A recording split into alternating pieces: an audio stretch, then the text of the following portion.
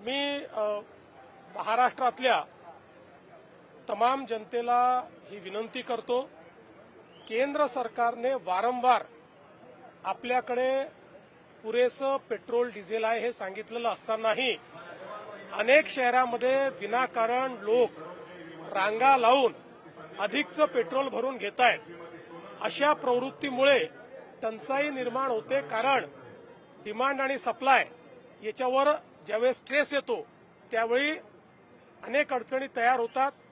आपल्याला जेवढा दर महिन्याला पेट्रोल डिझेलचा स्टॉक लागतो तो देशाकडे आहे, त्यामुळे कोणीही रांगा लावू नये आणि अशा पद्धतीनं जर पेट्रोल पंपावरही कोणी काळा बाजार करणार असेल तर त्यांच्यावर कडक कारवाई केली जाईल।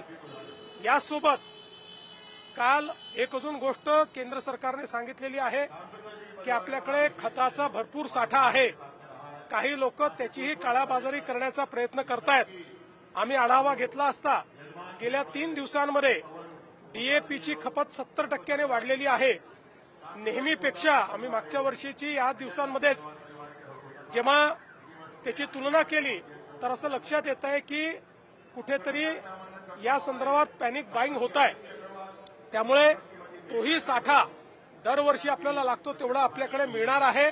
कोणी पॅनिक बाईंग करू नये आणि जे पुरवठादार आहेत त्यांनी देखील जर या ठिकाणी त्याचं होर्डिंग करून आणि शेतकऱ्यांना त्रास देण्याचा प्रयत्न केला, कडक कारवाई करून या ठिकाणी फौजदारी कारवाई त्यांच्यावर करण्यात येईल, हा इशारा आम्ही देतोय।